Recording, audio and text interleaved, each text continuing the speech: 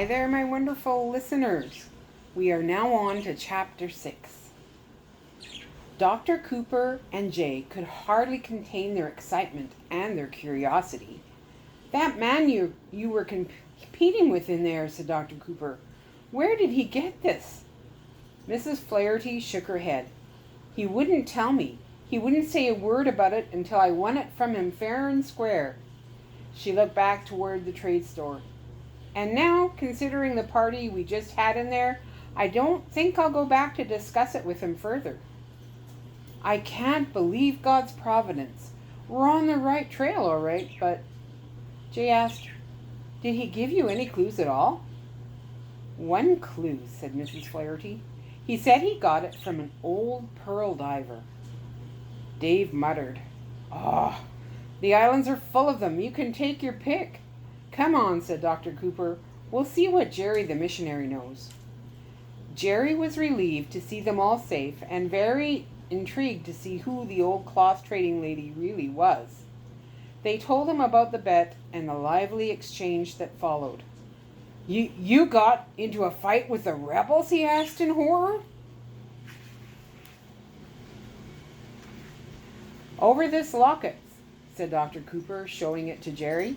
It belongs to my daughter. We have to find out where that fellow got it. Jerry's eyes were wide with fear. More important than that, you need to get off this island. I know the rebel commander. He won't let you get away with what you did back there. You must leave at once.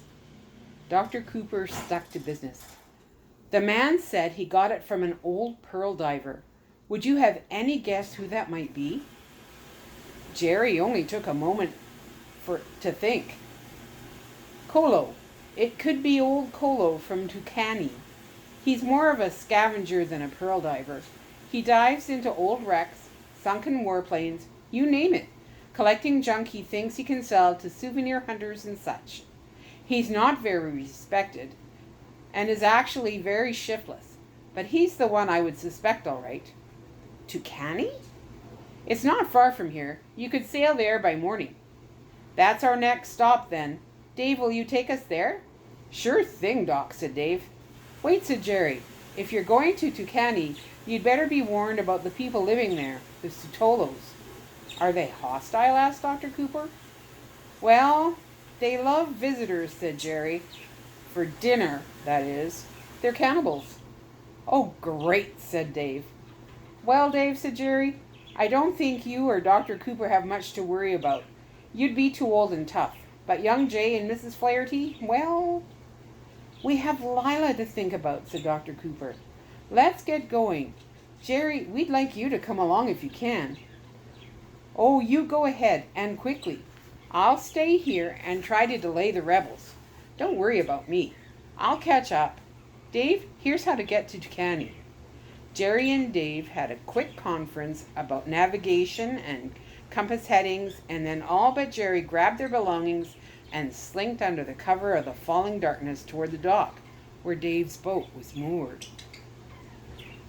Several hours later, as darkness shrouded the island and all its inhabitants were settling in for the night, several dark figures stole through the forest around the little island church. They moved quickly, darting from tree to tree, hiding, sneaking, drawing ever closer to the little chapel. Only rarely could the glint of an eye or the bluish reflection from a gun barrel be seen in the moonlight. Then the leaves of grass parted, and several pairs of glistening eyes peered into the church. They could see several cots set out, and the visitors sleeping in them. The two strange Americans, the long-time islander called Bad Dave, and the mysterious cloth lady who could out-swallow anyone. The first man to step out of hiding and into the church was the rebel commander, the gruff character who first met these strangers at the dock. His face was full of menace as he signaled the others to move in. They stepped very silently into the church, taking up positions all around the unsuspecting sleeping visitors. Then, with machine gun ready and pointing, the commander stepped over to Dr. Cooper's cot and clamped his hand around the archaeologist's neck. Dr. Cooper's head rolled off the cot and onto the ground. It was nothing but a pillow wearing a hat. The young lad was a log in a sleeping bag. The old lady was a pile of her cloth with no one inside. Bad Dave was a pile of grass. The commander was enraged. With one quick command and a wave of his arms, he ran for the missionaries' hut, with all his men following him, guns ready. They came to the little hut in the woods, kicked in the frail door, and found the missionary asleep in bed. The darkness came alive with blazing rifle barrels spitting fire and lead, spraying the missionary's bed with enough gunfire to kill several men. The commander threw back the blankets. Jerry Garrison was another dummy made of straw. The commander barked some more orders, and the band of killers stormed down to the dock. Bad Dave's boat was gone. The cloth lady's little boat was still there and was immediately sunk with a hail of gunfire. Then the rebel leader and his men gathered to lay their plans. There was no night, no day, no way to tell how much time had passed in that cold, silent crypt. Lila had prayed until she'd run out of things to say, until her heart was empty, until her mind was exhausted. She'd slept for some time, an oxygen mask on her face so she wouldn't suffocate in her sleep. When she awoke, nothing had changed. The nightmare was not over. The cold metal container still surrounded her. There still was no sound, but her mind was working again, and she was ready to try something as soon as she could figure out exactly what. She sat there for a while, shining her flashlight and looking at the hatch. As far as she could tell, it was the only way in or out of this can. She had no idea what she would find on the other side, but there was only one way to find out. If she could just crack it open, just a little. There had to be some way to open it. She carefully checked the mechanism. The latch was on the outside, and there seemed to be no way to unlock the hatch from the inside. She began to examine the seams all around the hatch. They were sealed tight. She pulled a bag of tools close, dug out a large screwdriver, and tried prying at the seam. She wasn't surprised to find that it wouldn't move at all. It was very strongly constructed and wasn't about to yield to a screwdriver in the hand of a 13-year-old. Well, Lila thought, I still don't know what all my options are. I don't know everything there is to know about this pod.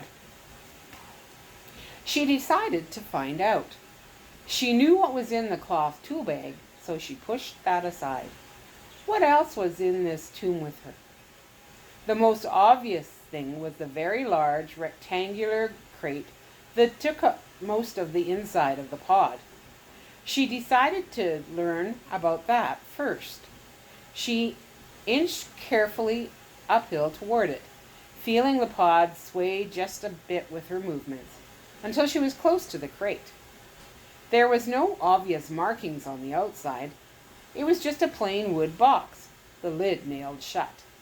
She inched her way all around it, carefully getting to know it, looking for any labels that would tell her anything, looking for any weak spots that might open easily. She found nothing. She inched back down the pod and got her tool bag, then returned. The crowbar should work. She jammed the tip of the crowbar into the crack under the lid and started prying. This lid was going to be more cooperative than the hatch. It began to come free without much trouble. She loosened one nail, then another, working her way down one side of the crate, around the lower end, and then around the upper end. The lid was ready to lift back. With one strong but careful shove, she lifted it up and pushed it back to where it rested against the pod wall. Whatever was inside was covered with styrofoam packing material. She dug the styrofoam aside. What in the world was this? It looked like a prop from a science fiction movie, something like a robot or a satellite. It had a long cylindrical body of shining metal and glass, and then, sticking out one end, looking like a robot's head on the end of a narrow rotating neck, was a periscope or a camera, or some kind of weird device with one very large, deep red lens that made it look like a one-eyed creature from another planet. She dug aside more of the styrofoam. There were some thin, spidery arms further down, all folded up very tightly to fit into the crate. And what was this? Some kind of metal cover held on with simple screws? She grabbed her screwdriver and started removing the screws. It was easy. She lifted the cover aside. Ah, a control panel of some kind. Switches, buttons, digital displays, indicator lights. She studied it for a long time, trying to figure out just what this strange contraption was. Too bad it didn't come with a manual. Did it have an on-off switch? What about this switch right here? She flipped it on. 3 red lights blinked on, making her jump a little, but that was all. She flipped the switch off, and the lights disappeared. She flipped the switch on, and the lights turned on. There was no sound, and nothing else happened. Well, that was something anyway. She turned off her flashlight and noticed that the red lights provided enough light to see, which would be useful. Oh, here was another button marked Activate. She thought carefully about pushing that one. How could she be sure what it would do? Bracing herself and leaning back a little, she pressed the button. Nothing. She relaxed and pushed it again, figuring that it would turn off whatever she may have turned on. Now, what did this lever do? It was just a little thing, only about 2 inches long, but it reminded her of the joysticks that come with computer games. She was pretty skillful with those. Maybe she could make something work with this one. She tried it. Nothing happened. She pressed the activate button again. Then she moved the lever forward. There was a whirring sound that made her jump. She let go of the lever and the sound stopped. The sound had come from the robot head. Ah, it had moved. The big red eye was looking just a little to the side now. She moved the lever again. The head turned some more. Pivoting on the narrow neck, the eye looking sideways. She moved the lever the other way, and the head rotated back to where it had begun, the eye looking straight up. Well, Lila, you're making progress, at least with this machine. But after another half hour of tinkering and experimenting, Lila called it quits. She could make the red lights come on, and she could rotate the head. But that was all, and it certainly wasn't helping her get out of there. So she settled back to think some more. All that styrofoam packing could be useful. She found a bag of small parts and emptied it. Then she stuffed it full with the styrofoam to make a life preserver. She smiled. That was a good idea. Now she'd have some flotation when she got out of there. But she still had to get out. She looked at the hatch again. There was a large plate in the center, held on by a dozen bolts. Maybe the locking mechanism was behind it. Some wrenches in the tool bag might loosen the bolts, and then, well, it was worth a try.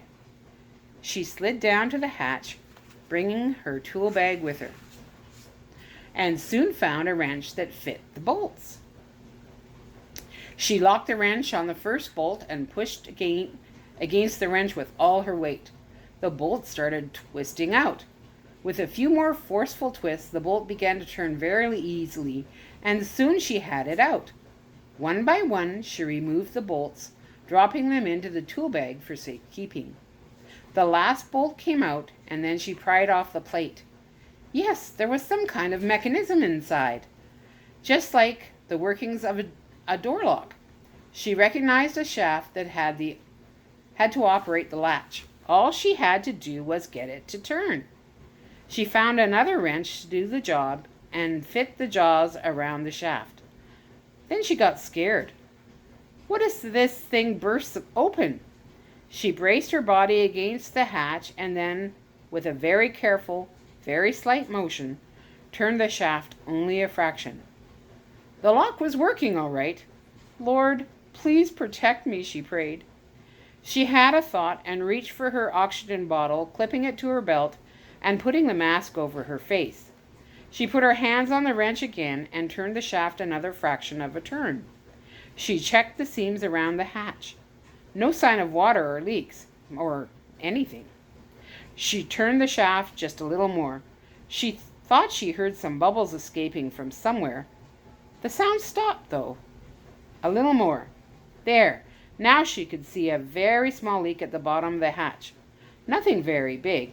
Just a little more. The hatch suddenly exploded inward. It slammed her aside, throwing her against the pod wall. She hit her head against the metal, and everything went black for a moment, a wall of water pouring in through the hatch. She strained against the hatch, trying to swing it shut, but there was no holding back such a mighty flood of water. The pod began to shift.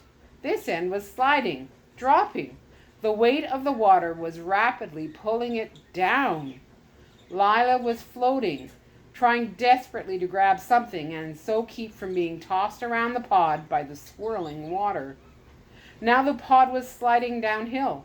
She could hear the scraping sound of rocks and sand moving across the bottom of the hull.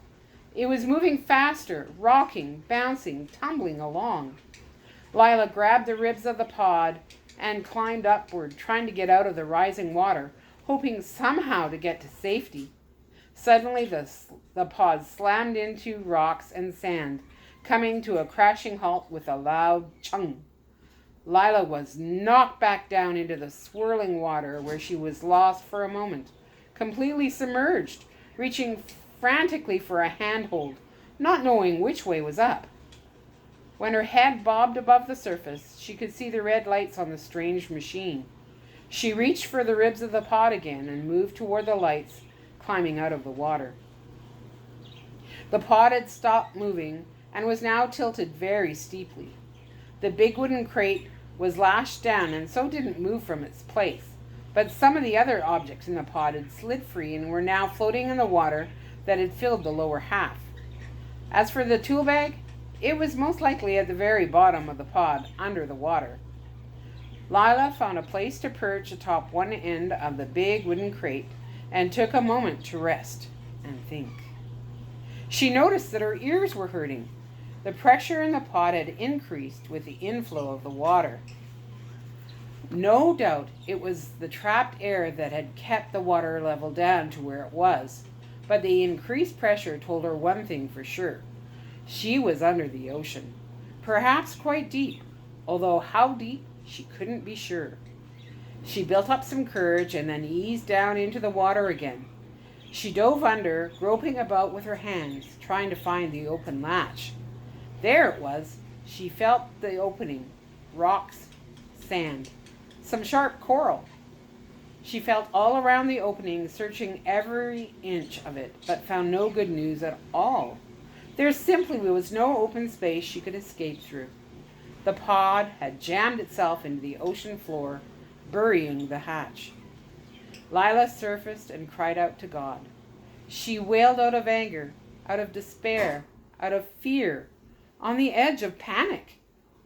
Outside the pod, the deep blue waters of the Pacific surrounded the pod with stillness and silence. Not a sound could be heard. Lila floated in the pod for a while, weeping, resting her head against the cold metal wall. How long would her oxygen bottle last? Did anyone even know where she was? Once she had such great hope, but felt only despair now. The knowledge of her situation was descending on her like a dark shroud of doom. Her only way of escape was gone.